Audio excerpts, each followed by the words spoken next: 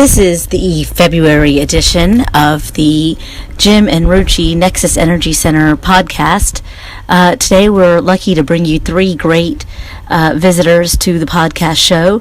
One is John Meredith, who serves as the policy liaison for the Energy Huntsville and serves on their board. We also have Latina Rivers, who works at the U.S. Space and Rocket Center. And finally, we have Steve Reed, who is serving to help in many different ways and help businesses with mentorship. And you'll hear about how he partners also with Energy Huntsville to make a great impact. But first, we would like to bring you John Meredith. Okay, so tell me first a little bit about your business, and is it called Meredith Advocacy? Meredith Advocacy, okay. And it's a federal lobbying group. I am not a lawyer, so it is not a law firm. Okay. We do a lot of direct lobbying of Congress and also the federal regulatory agencies. Okay. Frankly, towards the end of the Obama administration, Congress is far less likely to have anything moving, so we kind of shifted away from congressional lobbying and into the world of regulatory work, which is where a lot of our actual clients actually got their value, was on the regulatory side versus the legislative side. But now that President Trump is in office, there's a lot more likelihood of Congress doing things, as we can see already. Yeah, so that they're all on one side. Indeed. So that side of the business should pick up quite a bit, I anticipate. But it's the work on boards like Energy Huntsville that really get me going, and that's what I personally am trying to lend my expertise to, is to allow people that have formerly not had that level of prowess politically to start benefiting from some of the policy decisions that are being made. We do a lot of talk in America about the value of small business, but unfortunately small businesses hardly ever get anything either regulatorily or legislatively done on their behalf. Yeah, that's true. So it's a lot of boots on the ground, hard work from small businesses. What are some of your aspirations for Energy Huntsville when it comes to the state legislature? I know that Nexus Energy Center, we're on a small policy team with a couple of other organizations trying to understand why we have never passed an Alabama state energy plan. Is that something that you think we should push for, or what do you think is plausible and should happen that'll help us in energy at the state level? Well, it's interesting that you asked that question, because frankly it's kind of an Achilles heel for us at this point. Yeah. We are still discovering not only ourselves as a group, but also who has that history in Montgomery of being the go-to folks, who gets the call from the legislators when an energy-related issue comes up.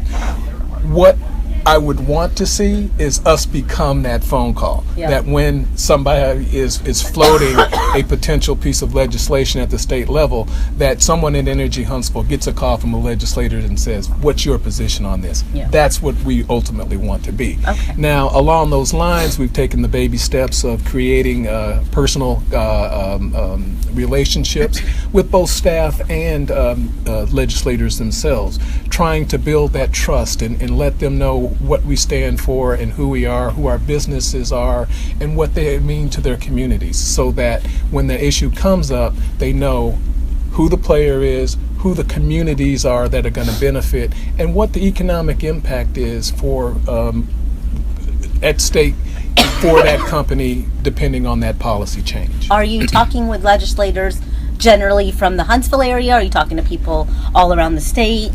All around the state, as well as in Washington. The funny thing about it is, when we started this, Northern Alabama did not have, the speaker was not from North Alabama, he was from Auburn. The minority leader was not from North Alabama. We have seen a wonderful uptick in the leadership and presence of our state legislators, and that's been wonderful, because hopefully with their rise in power, for lack of a better word, so will our rise to relevance. And of course, you're talking about Mac McCutcheon and Yes. Anthony Daniels, Yes. both from this area, now serving in leadership roles in Montgomery, is huge for Huntsville. Absolutely. And I know Energy Huntsville's focus, of course, is to grow economics in energy up here, so that helps. But statewide policy still needs to pass. I know I've been here in Huntsville since 2008, and we've been talking about an energy plan since then and before then, and it seems always that the session ends before anything gets passed. Well, politics is funny. Coming up with an energy plan is not a sexy issue that legislatures are going to win votes on. There's so much else on their plate. Exactly. So, I would not be discouraged by the fact there is no formal energy plan. What I would be discouraged by is a lack of improvement of relationship and policy awareness. Okay. That's far more important. Yeah. Have you dealt with the PSC at all? I know that Commissioner Oden is a good friend of Nexus Energy Center. He spent half a day up here learning about what we do in efficiency, and he really felt like the PSC could encourage efficiency more as part of their kind of jargon as they go around. Is that somebody that you're looking to also connect with? We are looking to connect with anyone that is related to energy, that there is a mutual benefit or symbiotic relationship that we can have. Yes, we are targeting North Alabama. We are Energy Huntsville. However, Energy Huntsville, it will work with any other group in a win-win scenario. We are looking for win-win scenarios. This does not have to be a zero-sum game. Our boat can rise, and so can the boat in Montgomery, so can the boat in Mobile. Frankly, so can the boat in Nashville, Tennessee. We are in a very interesting place here in northern Alabama. Our relationships with other states in the Tennessee Valley is significant, and it is something that we should utilize, because it's a valuable asset to America as a whole, and we should. While we are Northern Alabamians, and there is a certain amount of pride to that, we are in a unique position that we are in certain respects leaders in this country, and we need to remember that and take our place when our place is at the table. Yep. Thank you so much, and we look forward as Nexus Energy Center to help you with your mission, and we look forward to serving on the task force and helping in any way that we can. Thanks for being a part of our podcast. My pleasure. Thank you.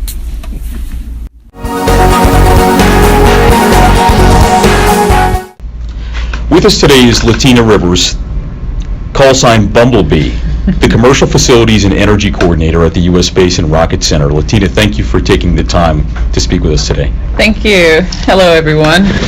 So, Latina, tell us a little bit about your role in your activities here at the U.S. Space and Rocket Center. So my role here at the center is very diverse. I started off working in camp operations with educators and helping them understand engineering principles and design and project management from that point.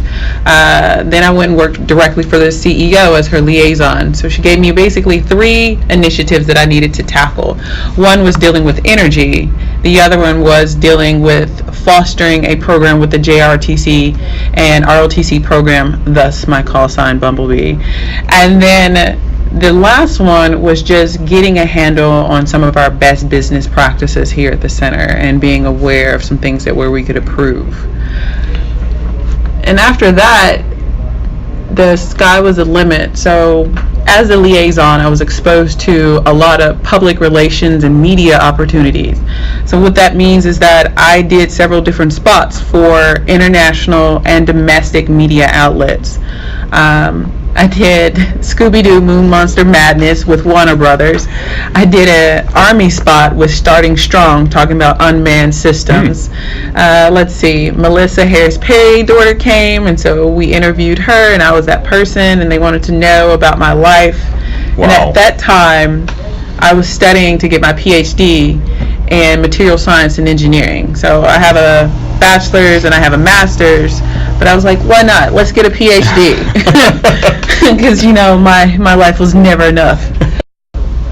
So you've been the face of the U.S. Space and Rocket Center for a long time now, and you've had a very diverse background here. And it sounds like you've been involved with a lot of the initiatives, both from an energy perspective, from a policy perspective in the way that they wanted to drive the business strategically. And I know that you have several initiatives now that you're working on. Yes, that is correct. So, you make it sound like I'm so old, face of the center.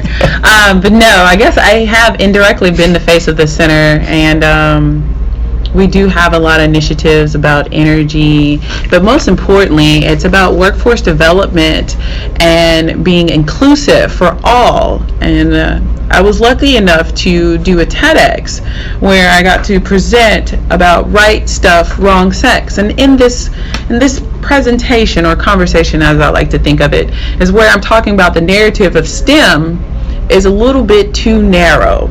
Perhaps we have tunnel vision on it. And what I specifically mean is that there are enough women in STEM. There's just not enough in engineering. And there's a whole bunch of reasons maybe why they're not there. But when you look at the data, if women are in engineering, they're in a cross-functional role. So they'll do mechanical engineering, they'll do civil because it ties in with environmental. Obviously, they'll do anything dealing with chemical or biological for sure. They're just not as heavily prominent in aerospace, computer science, and electrical engineering. Now, what does that mean? Perhaps those curriculums need to evolve in how they present the data or the material, but then probably some critics will be like, oh, well, women just don't have the aptitude. But that's not true, because we are forced to be multitaskers.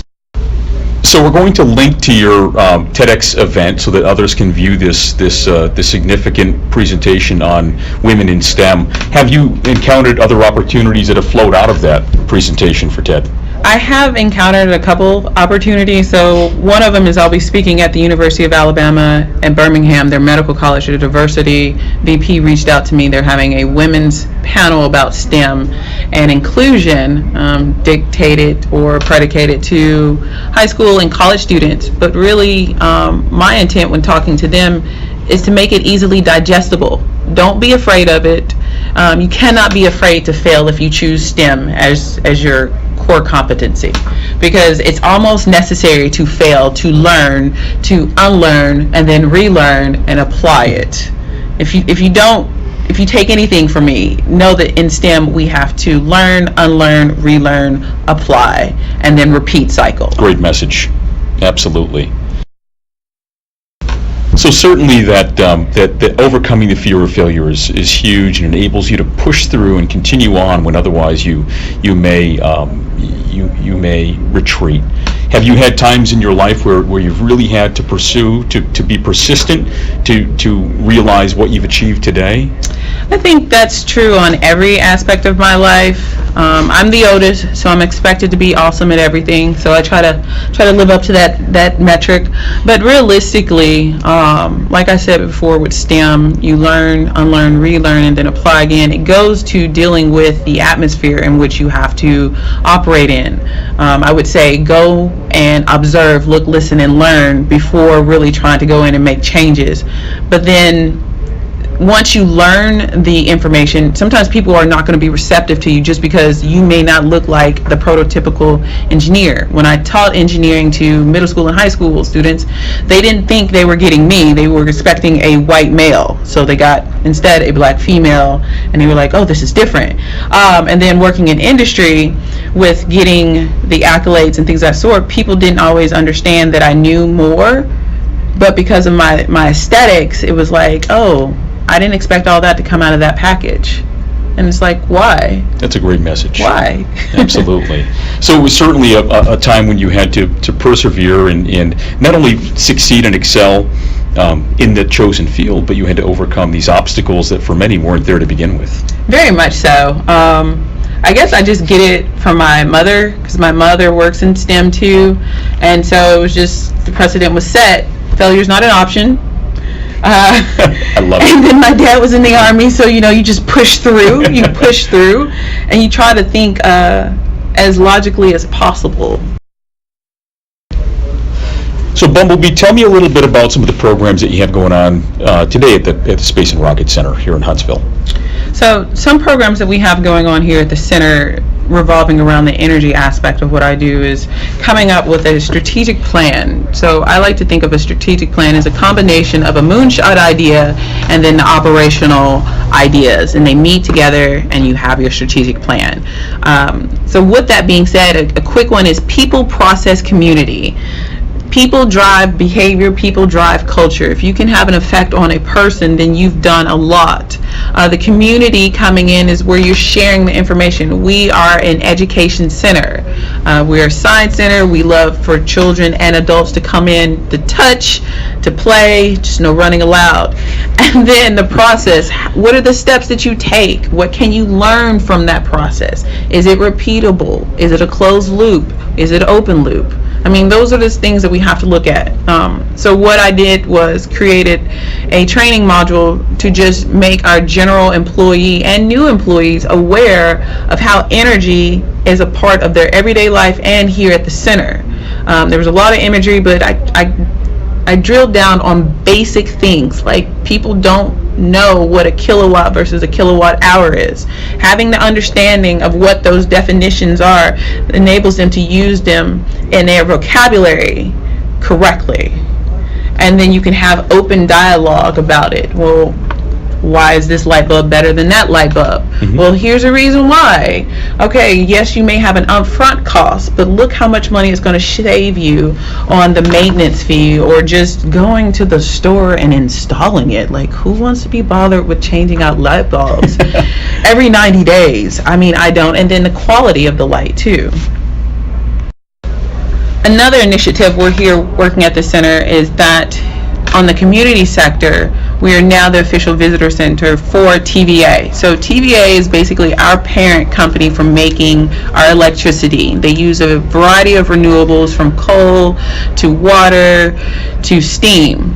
And from there, it is then passed on to the distributive utility company, or which I would like to call the child. And so then the child gives out the electricity to the consumer, which would be us. There's the commercial side, and then there's the residential side. The general commercial side is a lot more complex because there's not a consistent use of energy all the time. So we have different regulatory rates. However, making our staff aware, and then there's just the general public, having them aware of it, does a benefit, so they can really understand what their bill says to them, and then they could possibly push back against the utility if that rate's not accommodable.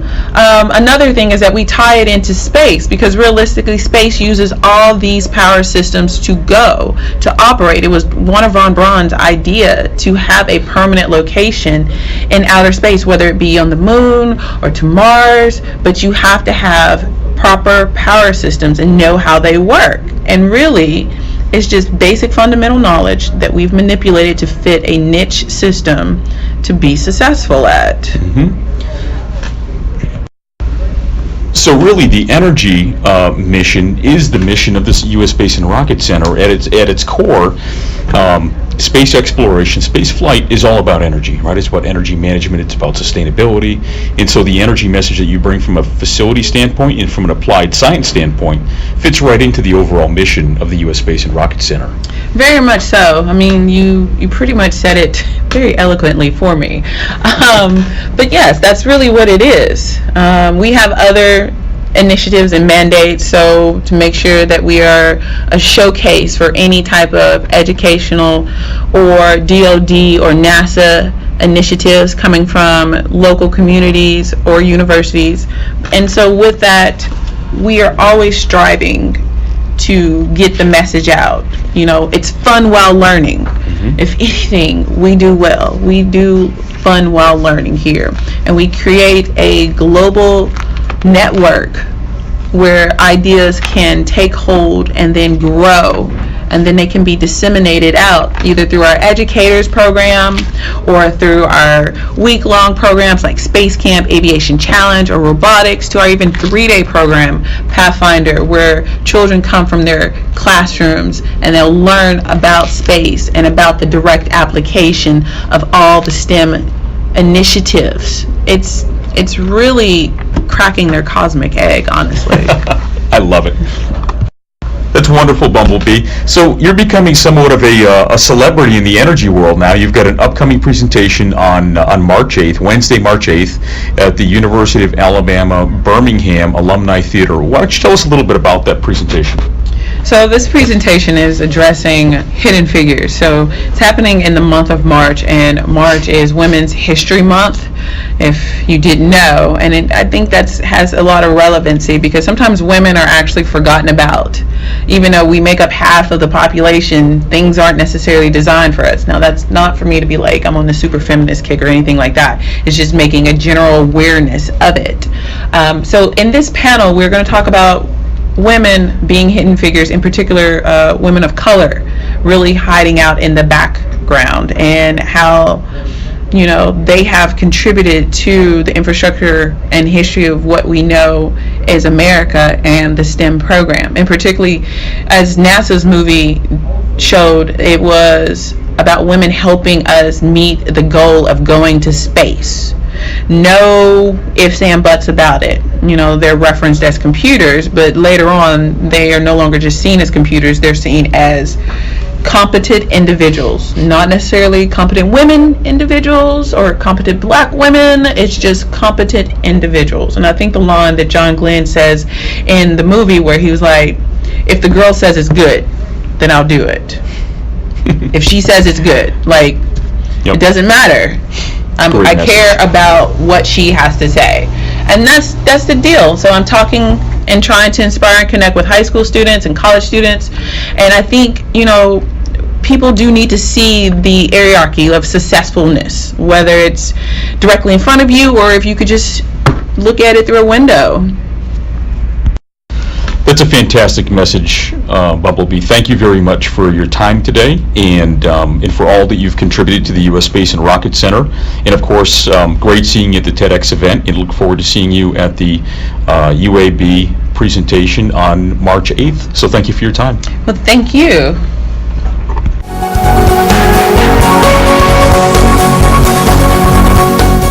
So we're here with Steve Reed. Steve, tell us a little bit about who you work with, the name of your company, but what also you do with Energy Huntsville. Yeah, so I serve on the board of directors for Energy Huntsville and been on the board for several years, and involved heavily in terms of in my involvement with the opportunities that are involved with Energy Huntsville. We provide a monthly update for that, and then also working with small businesses to bring them into the energy environment. So what are you seeing? I know you've been involved, just like me, with Energy Huntsville for many years now. Are you seeing a growth in small business wins, especially when it relates to energy? Yeah, absolutely. There's so much work that is moving to small business from the large business realm. There's set-asides for hub zones and 8As and woman-owned small businesses, so there's a lot of growth there. One of the things in that, though, is there's a lot of risk associated with that in moving some of this business to small business. So one of the things I'm involved in is mentoring these companies to help them be good subcontractors and prime contractors, and part of that program is the Mentor Protege program that helps do that. Yeah, tell us a little bit about the Mentor Protege program. I know I've heard about it from other small businesses benefiting from the knowledge that big businesses have. So tell me some of the more successful partnerships you've brought together. Yeah, so one of the things, there's several Mentor Protege programs. One in particular I'm involved in is funded out of the Pentagon, and it funds companies to mentor small businesses. It's a 3-year program that helps them in terms of business infrastructure training, business development training, helping them with company certifications like ISO and CMMI and things like that. Okay. So it's helping to that install base with DoD in particular. Army in particular is one of the areas we focused on. Missile defense is another area, but it's help that install base, help them become good prime contractors, because that's what the government's going to need as they move these contracts to small business. Okay, so if the Pentagon funds it, are they kind of geared towards more defense-related businesses? people doing defense contracting. Is that right? They are. Okay. So the way they measure that is pretty heavily on looking at the needs that a particular agency, a DoD agency has, which can tie in very nicely to energy because there's operational energy, installation energy, Well, yeah. and so it fits very nicely there.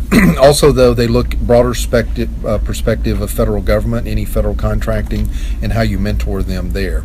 So it's been very interesting in doing that and mentoring them and showing them some of the ropes. And one of the interesting things that we found actually last year is that there are these contracts that are called OTAs, other transactional authority, and so we have found some that are very intriguing to help small businesses to get under contract within 100 days. So we're finding a lot of opportunities that way. Yeah, because that lag time can really kill a small business just waiting on funding to come through. They think they have a win, but then, I know what that's like. In Huntsville, that's kind of a big story that everybody's It is. And in fact, one of the things, Ruchi, is that one of the OTAs, they have different themes. And so there's one that's come out of DTIC, Defense Technology Information Center, out of Fort Belvoir. And Roger Garay was actually here last year during the Tech Summit and spoke on this. And then we took our proteges to Austin and met him in November. He's going to be speaking at Energy Huntsville in April. Very cool. And so he runs an energy OTA out of Fort Belvoir. Oh, wow. And once you find, he helps you in understanding the needs from the combatant commands in particular, but DoD basically, for energy. And then he associates that with a customer, and if that customer has money, they matchmake. And the idea is that you can write a white paper, a short white paper, and if everything lines up, you can be under contract within 100 days. So we're very excited about having Roger here for Energy Huntsville meeting in April. Tell us what OTA stands for. Other transactional authority. Other transactional authorities. It's actually been around since the 50s. NASA has used them for years. Okay. I would call them an SBIR on steroids. Okay. It's a lot more money, a lot faster, a lot less competition. Interesting. So Roger will be here training and teaching on OTAs and how small businesses. Okay, I know a lot of small businesses that need to come to that April Energy Huntsville meeting. Absolutely. Because they live and die by the SBIR, but this could be something that could help them do what they do best, but maybe do it quicker. Absolutely. Yeah, very cool. Yeah. Well, that's exciting. Anything else that you're seeing as like an opportunity in the energy area? I know you're always helping Energy Huntsville members with a compilation of funding opportunities or contracts. What are you seeing coming down the pipe for 2017? Yeah, so we're just talking to some of the members today at the Energy Huntsville meeting, and I think you're going to see strong growth with energy. I think one of the things that Colonel Hurley was talking about today, and Paul Robinson from the Corps, is the third-party financing, and that is so attractive and will remain attractive. So I think that's the real opportunity locally with the Corps of Engineers of really going down that route, because it doesn't affect the budget. So you're talking about financing the major project you might want to do, like at an installation or something like that. Yeah. But at like no interest, or obviously. Exactly. So the government is not having to fund that. It's done through renewable energy and whatever. So they're looking for financing partners then? They're looking for financing partners, and some of the large primes like Schneider Electric and Johnson Controls have those relationships set up. Yeah. But the key part is small business can still play in that. Yeah. And I think one of the trends that I'm hearing and talking to people is going to see a shift more towards microgrids, and so that'll play into it also. And Oconus work in particular with microgrids, I think, is going to be a big part of the Army's mission. Great. Well, thanks, Steve. We really appreciate you being on our podcast. We're excited about the next. I know the next Energy Huntsville meeting is on solar with Greg Cox, but then the one in April will be really exciting to learn more about OTAs too. Good. Thank you, Ruchi. Thank you, Steve.